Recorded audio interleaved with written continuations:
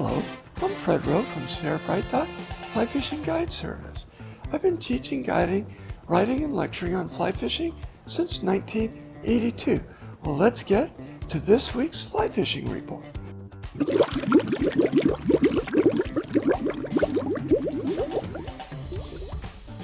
Well, we got a series of winter storms moving through the area, and that's good news because we can take all the water we can get, and we need all this snow for next year's water for our fish and in our streams and reservoirs. Okay, so let's get to the Upper Owens River. Well, access is going to depend on how much snow gets dropped from these storms, but the fishing has been fair to okay. The big pod of fish, migratory trout that we'd expect coming up out of the Crawley Lake area into the river just really hasn't happened.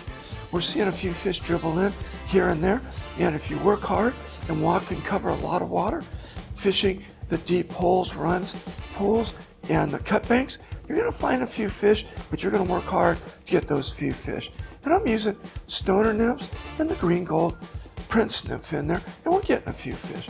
Okay, over at Hawk Creek, first thing in the morning, last thing at night, there's been some midge hatches, but middle of the day is when the blue wing olive hatch is coming off, and that's kind of when I want to be out there fishing.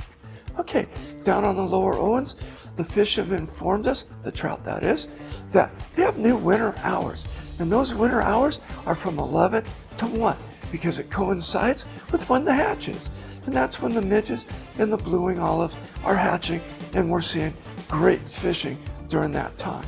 Though there have been a number of anglers fishing dry flies and doing well, I'm still nymphing in there because it's producing more fish and bigger fish. And those fish are taking beadhead flashback, pheasant tails, and they're also taking the olive quilligon.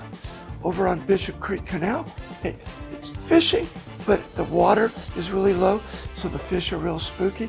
You can catch fish, but you really need to work on your approach so you're not spooking fish.